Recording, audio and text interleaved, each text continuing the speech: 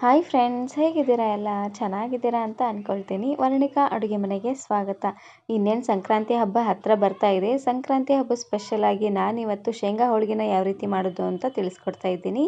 ಹಾಗಾದರೆ ಬನ್ನಿ, ತಡ ಮಾಡದೆ ರೆಸಿಪಿನ ಶುರು ಮಾಡೋಣ. ಇದನ್ನು ಮಾಡಲಿಕ್ಕೆ ಮೊದಲು ನಾನಿಲ್ಲಿ ಒಂದು ಪ್ಯಾನ್ಗೆ 1 ಕಪ್ ಆಗುವಷ್ಟು ಶೇಂಗಾ ಬೀಜನ ಹುರ್ಕೊಳ್ತಾ ಇದ್ದೀನಿ. ಶೇಂಗಾ ಬೀಜನ ಊರಿನ ಪೂರ್ತಿಯಾಗಿ ಲೋ ಫ್ಲೇಮ್ನಲ್ಲೇ ಇಟ್ಟು ಇದನ್ನು ಹುರ್ಕೊಳ್ಬೇಕು. ಆದಷ್ಟು ಎಲ್ಲ ಶೇಂಗಾ ಬೀಜನೂ ಒಂದೇ ಸೈಜಲ್ಲಿರುವಂಥದ್ದನ್ನೇ ತಗೊಳ್ಳಿ. ಒಂದು ಸಣ್ಣದು ಒಂದು ದೊಡ್ಡದಿದ್ದರೆ ಸಣ್ಣದೆಲ್ಲ ಬೇಗನೆ ಒತ್ತೋಗ್ಬಿಡುತ್ತೆ. ಹಾಗಾಗಿ ಊರಿನ ಪೂರ್ತಿಯಾಗಿ ಮೀಡಿಯಂ ಫ್ಲೇಮ್ನಲ್ಲೇ ಇಟ್ಟು ಚೆನ್ನಾಗಿದು ಕೆಂಪಾಗಿ ಚಿಟಪಟ ಅಂತ ಸಿಡಿಬೇಕು ನೋಡಿ, ಅಲ್ಲಿವರೆಗೂ ಇದನ್ನು ಚೆನ್ನಾಗಿ ಹುರ್ಕೊಂಡು ತಗೊಳ್ಳಿ. ಈ ರೀತಿಯಾಗಿ ಹುರಿಯೋದ್ರಿಂದ 1 ವಾರದಿಂದ 15 ದಿನವರೆಗೂ ಇಟ್ಟರು ಚೆನ್ನಾಗಿರುತ್ತೆ, ಸ್ವಲ್ಪನೂ ಕೆಡೋದಿಲ್ಲ. ಇವಾಗ ಶೇಂಗಾ ಬೀಜ ಎಲ್ಲ ಪೂರ್ತಿಯಾಗಿ ತಣ್ಣಗಾಗಲಿ. ಅಷ್ಟರಲ್ಲಿ ನಾನಿವಾಗ ಮೈದಾ ಹಿಟ್ಟನ್ನು ನಾದ್ಕೊಳ್ತಾ ಇದ್ದೀನಿ. ಒಂದು ಅಗಲವಾಗಿರುವಂತಹ ಪಾತ್ರೆಗೆ 1 ಕಪ್ ಆಗುವಷ್ಟು ಮೈದಾ ಹಿಟ್ಟನ್ನು ತಗೊಂಡಿದ್ದೀನಿ. ಹಿಟ್ಟನ್ನು ಚೆನ್ನಾಗಿ ಜಲ್ದಿ ಹಿಡಿದು ತಗೊಳ್ಳಿ. ಅರ್ಧ ಕಪ್ ಆಗುವಷ್ಟು ಗೋಧಿ ಹಿಟ್ಟು ಹಾಗೆಯೇ ಅರ್ಧ ಕಪ್ ಆಗುವಷ್ಟು ಮೈದಾ ಹಿಟ್ಟನ್ನು ಸಹ ನೀವಿಲ್ಲಿ ಹಾಕ್ಕೊಳ್ಬೋದು. ನಾನಿಲ್ಲಿ ಪೂರ್ತಿ ಮೈದಾ ಹಿಟ್ಟಲ್ಲಿ ಮಾಡಿ ತೋರಿಸ್ತಾ ಇದ್ದೀನಿ. ಇದಕ್ಕೆ ನಾನಿವಾಗ ರುಚಿಗೆ ತಕ್ಕಷ್ಟು ಉಪ್ಪನ್ನು ಹಾಕ್ಕೊಳ್ತಾ ಇದ್ದೀನಿ. ಒಂದು ಸ್ವಲ್ಪ ಉಪ್ಪನ್ನು ಹಾಕ್ಕೊಳ್ಳಿ, ರುಚಿ ಅಂತೂ ತುಂಬಾ ಚೆನ್ನಾಗಿ ಬರುತ್ತೆ. ಹಾಗೆಯೇ ಒಂದು 2 ಚಮಚ ಆಗುವಷ್ಟು ಎಣ್ಣೆನ ಹಾಕಿ ಚೆನ್ನಾಗಿ ಇದನ್ನು ಮಿಕ್ಸ್ ಮಾಡ್ಕೊಳ್ಬೇಕು. ನೋಡಿ ಈ ರೀತಿಯಾಗಿ ಚೆನ್ನಾಗಿ ಇದನ್ನು ಮಿಕ್ಸ್ ಮಾಡಿದಾದ್ಮೇಲೆ ಇವಾಗ ಸ್ವಲ್ಪನೇ ನೀರನ್ನು ಹಾಕ್ಕೊಂಡು ಚೆನ್ನಾಗಿ ಇದನ್ನು ನಾದ್ಕೊಳ್ಬೇಕು. ಹಿಟ್ಟು ಪೂರ್ತಿ ಸಾಫ್ಟ್ ಆಗು ಬೇಡ, ಪೂರ್ತಿ ಗಟ್ಟಿಯಾಗೂ ಬೇಡ, ಮೀಡಿಯಮ್ ಆಗಿ ಹಿಟ್ಟನ್ನು ನಾದ್ಕೊಂಡು ತಗೊಳ್ಳಿ.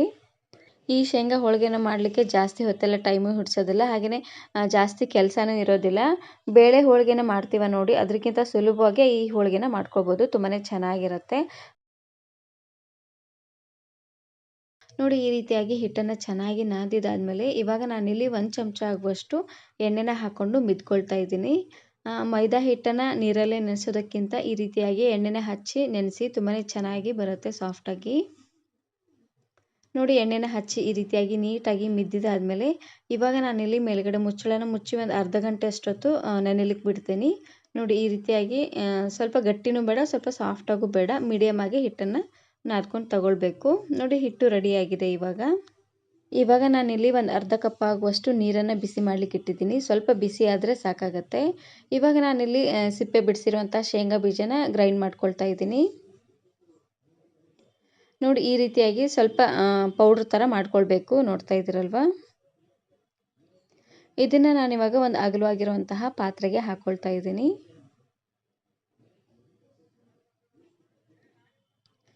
ರಿವರ್ಸಲ್ಲಿ ಮಾಡ್ಕೊಳ್ಳಿ, ಬೇಗ ಸಣ್ಣ ಆಗುತ್ತೆ.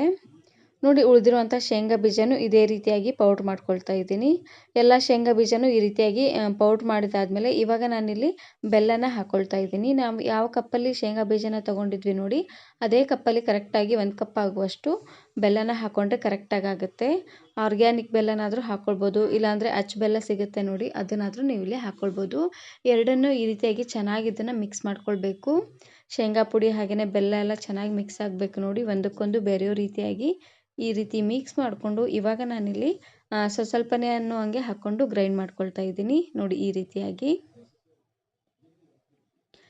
ರೀತಿಯಾಗಿ ಗ್ರೈಂಡ್ ಮಾಡಿಕೊಂಡು ಒಂದು ಪ್ಲೇಟಿಗೆ ಹಾಕ್ಕೊಳ್ತಾ ಇದ್ದೀನಿ. ಉಳಿದಿರುವಂತಹ ಶೇಂಗಾ ಪುಡಿ ಹಾಗೆಯೇ ಬೆಲ್ಲನೂ ಸಹ ಗ್ರೈಂಡ್ ಮಾಡ್ಕೊಳ್ತಾ ಇದ್ದೀನಿ. ಸ್ವಲ್ಪ ಅನ್ನೋ ಹಂಗೆ ಹಾಕ್ಕೊಂಡು ಗ್ರೈಂಡ್ ಮಾಡ್ಕೊಳ್ಳಿ, ಪೂರ್ತಿ ಜಾಸ್ತಿ ಆಗಿಬಿಟ್ರೆ ಚೆನ್ನಾಗಿ ಸಣ್ಣ ಆಗೋದಿಲ್ಲ. ನೋಡಿ ಈ ರೀತಿಯಾಗಿ ಶೇಂಗಾ ಪುಡಿ ಹಾಗೆಯೇ ಬೆಲ್ಲನ ಈ ರೀತಿಯಾಗಿ ಗ್ರೈಂಡ್ ಮಾಡ್ಕೊಂಡಿದ್ದಾದಮೇಲೆ ಇವಾಗ ನಾನಿಲ್ಲಿ ಒಂದು ದೊಡ್ಡ ಪಾತ್ರೆಗೆ ಹಾಕ್ಕೊಳ್ತಾ ಇದ್ದೀನಿ. ಯಾಕಂದರೆ ಸ್ವಲ್ಪ ನಾದ್ಕೊಳ್ಬೇಕು ನೋಡಿ, ಹಾಗಾಗಿ ಒಂದು ಅಗಲವಾಗಿರುವಂತಹ ಪಾತ್ರೆಗೆ ಹಾಕ್ಕೊಂಡು ನಾದ್ಕೊಳ್ತಾ ಇದ್ದೀನಿ. ಬೆಲ್ಲನ ಸ್ವಲ್ಪ ಜಾಸ್ತಿ ಇಷ್ಟಪಡೋರು ಇನ್ನು ಸ್ವಲ್ಪ ಬೆಲ್ಲನೂ ಸಹ ನೀವಿಲ್ಲಿ ಹಾಕ್ಕೊಳ್ಬೋದು. ನಾನಿಲ್ಲಿ ಕರೆಕ್ಟಾಗಿ 1 ಕಪ್ ಆಗುವಷ್ಟು ಶೇಂಗಾ ಬೀಜಕ್ಕೆ 1 ಕಪ್ ಆಗುವಷ್ಟು ಬೆಲ್ಲನ ಹಾಕ್ಕೊಂಡಿದ್ದೀನಿ. ನಾವು ಆವಾಗಲೇ ನೀರನ್ನು ಬೆಚ್ಚಗೆ ಮಾಡ್ಕೊಂಡಿದ್ವಿ ನೋಡಿ, ಅದನ್ನು ಸ್ವಲ್ಪನೇ ನೀರನ್ನು ಹಾಕ್ಕೊಳ್ತಾ ಮಿಕ್ಸ್ ಮಾಡ್ಕೊಳ್ಬೇಕು. ನಾನಿಲ್ಲಿ 1 ಸ್ಪೂನ್ ಆಗುವಷ್ಟು ನೀರಿಂದ ಈ ರೀತಿಯಾಗಿ ಮಿಕ್ಸ್ ಮಾಡ್ಕೊಳ್ತಾ ಇದ್ದೀನಿ. ನೀರನ್ನು ಪೂರ್ತಿ ಜಾಸ್ತಿ ಅನ್ನೋಂಗೆ ಹಾಕ್ಕೊಳ್ಬೇಡಿ, ಹೂರಣ ಪೂರ್ತಿ ತೆಳ್ಳದಾಗ್ಬಿಡುತ್ತೆ. ಹಾಗಾಗಿ ನೋಡಿ, ಸ್ವಲ್ಪ ಅನ್ನೋಂಗೆ 1 ಸ್ಪೂನ್ ಆಗುವಷ್ಟು ಹಾಕ್ಕೊಂಡ್ರೆ ಸಾಕಾಗುತ್ತೆ. ನೋಡಿ, 1 ಸ್ಪೂನ್ ನೀರನ್ನು ಹಾಕ್ಕೊಂಡಾದ್ಮೇಲೆ ಈ ರೀತಿಯಾಗಿ ಚೆನ್ನಾಗಿ ಇದನ್ನು ಒಟ್ಟುಗೂಡಿಸ್ಕೊಳ್ಬೇಕು. ಮಿದ್ದೋದೇನೂ ಬೇಡ, ಜಸ್ಟ್ ಈ ರೀತಿಯಾಗಿ ಕಲಸಿದ್ರೆ ಆಯಿತು. ತುಂಬಾ ಚೆನ್ನಾಗಿ ಈ ರೀತಿಯಾಗಿ ಒಟ್ಟುಗೂಡುತ್ತೆ, ನೋಡ್ತಾ ಇದ್ದೀರಲ್ವ. ಶೇಂಗಾ ಪುಡಿ ಹಾಗೆಯೇ ಬೆಲ್ಲ ಈ ರೀತಿಯಾಗಿ ಒಟ್ಟುಗೂಡಬೇಕು ನೋಡಿ, ಅಲ್ಲಿವರೆಗೂ ಇದನ್ನು ಚೆನ್ನಾಗಿ ರೀತಿಯಾಗಿ ಮಿಕ್ಸ್ ಮಾಡ್ಕೊಳ್ಬೇಕು. ನೋಡ್ತಾ ಇದ್ದೀರಲ್ವಾ. ಸ್ವಲ್ಪ ಪುಡಿ ಆಗ್ತಾ ಇದೆ ಅನ್ನೋ ಹಾಗಿದ್ರೆ ಇನ್ನೊಂದು ಸ್ಪೂನ್ ಆಗುವಷ್ಟು ನೀರನ್ನು ಹಾಕ್ಕೊಂಡು ಸ್ವಲ್ಪ ಈ ರೀತಿಯಾಗಿ ಚೆನ್ನಾಗಿ ಕಲಿಸ್ಕೊಳ್ಳಿ. ಇವಾಗ ನೋಡ್ತಾ ಇರ್ಬೋದು ಎಷ್ಟು ಒಟ್ಟುಗೂಡಿದೆ ಅಂತ. ನೋಡ್ತಾ ಇದ್ದೀರಲ್ವಾ. ಸ್ವಲ್ಪ ಹೂರಣನ ಈ ರೀತಿಯಾಗಿ ತಗೊಂಡು ನೋಡಿ, ಇದು ಪೂರ್ತಿ ಪುಡಿ ಪುಡಿ ಆಗ್ತಾ ಇದೆ ಅನ್ನೋ ಹಾಗಿದ್ರೆ ಇನ್ನು ಸ್ವಲ್ಪ ನೀರನ್ನು ಹಾಕ್ಕೊಂಡು ಚೆನ್ನಾಗಿ ಇದನ್ನು ಕಲಿಸ್ಕೊಳ್ಳಿ. ನೋಡಿ ಇವಾಗ ಹೂರಣ ಅಂತೂ ರೆಡಿಯಾಗಿದೆ. ಹಾಗೆಯೇ ಮೈದಾ ಹಿಟ್ಟು ಚೆನ್ನಾಗಿ ನೆಂದಿದೆ. ನೋಡಿ ಮೈದಾ ಹಿಟ್ಟನ್ನು ಈ ರೀತಿಯಾಗಿ ಸ್ವಲ್ಪ ಎಣ್ಣೆನ ಹಚ್ಕೊಂಡು ಚೆನ್ನಾಗಿ ಇದನ್ನು ಮಿದ್ಕೊಳ್ಬೇಕು. ಇವಾಗ ನಾನಿಲ್ಲಿ ಸ್ವಲ್ಪ ಉಳ್ಳೆನ ತಗೊಳ್ತಾ ಇದ್ದೀನಿ. ನೀವು ಬೇಕಿದ್ರೆ ದೊಡ್ಡದಾದರೂ ಮಾಡ್ಕೊಳ್ಬೋದು, ಇಲ್ಲಾಂದರೆ ಸಣ್ಣ ಸಣ್ಣದಾಗಾದರೂ ಹೋಳಿಗೆನ ಮಾಡ್ಕೊಳ್ಬೋದು. ನಾನಿಲ್ಲಿ ಸ್ವಲ್ಪ ಮೀಡಿಯಮ್ ಸೈಜಲ್ಲೇ ಹೋಳಿಗೆನ ಮಾಡ್ಕೊಳ್ತಾ ಇದ್ದೀನಿ.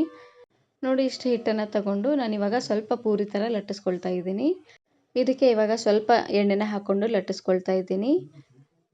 ಹಾಗೆಯೇ ಕೆಲವೊಬ್ಬರು ಹಿಟ್ಟನ್ನು ಹಾಕಿ ಲಟ್ಟಿಸ್ಕೊಳ್ತಾರೆ. ಮೇಲ್ಗಡೆ ಹಿಟ್ಟು ಹಾಕಿದ್ರೆ ಪೂರ್ತಿ ಬೆಳ್ಳದಾಗಿ ಕಾಣ್ಬಿಡುತ್ತೆ. ಹಾಗಾಗಿ ನಾನಿಲ್ಲಿ ಸ್ವಲ್ಪ ಎಣ್ಣೆನ ಹಾಕ್ಕೊಂಡು ಲಟ್ಟಿಸ್ಕೊಳ್ತಾ ಇದ್ದೀನಿ. ನೋಡಿ ಈ ರೀತಿಯಾಗಿ ಸ್ವಲ್ಪ ಪೂರಿ ಥರ ಲಟ್ಟಿಸ್ಕೊಳ್ಬೇಕು. ಇದಾದಮೇಲೆ ನಾನಿವಾಗ ಶೇಂಗಾ ಪುಡಿ ಹಾಗೆಯೇ ಬೆಲ್ಲನ ಹಾಕಿ ಮಿಶ್ರಣ ಮಾಡ್ಕೊಂಡಿದ್ವಿ ನೋಡಿ, ಅದನ್ನು ಹಾಕ್ಕೊಂಡು ಈ ರೀತಿಯಾಗಿ ಫಿಲ್ ಮಾಡ್ಕೊಳ್ತಾ ಇದ್ದೀನಿ.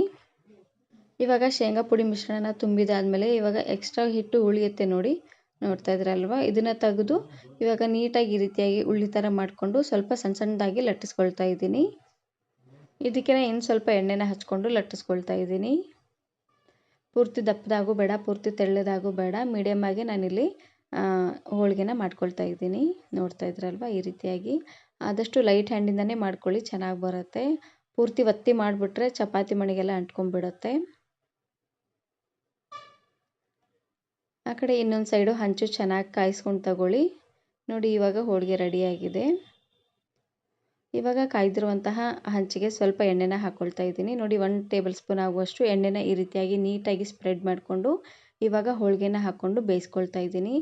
ಹಂಚು ಒಂದು ಸರ್ತಿ ಚೆನ್ನಾಗಿ ಕಾದಾದ್ಮೇಲೆ ಉರಿನ ಪೂರ್ತಿಯಾಗಿ ಮೀಡಿಯಮ್ ಫ್ಲೇಮ್ನಲ್ಲೇ ಇಟ್ಟು ಎಲ್ಲ ಹೋಳಿಗೆನೂ ಬೇಯಿಸ್ಕೊಳ್ಳಿ, ಕರೆಕ್ಟಾಗಿ ಬೇಯುತ್ತೆ.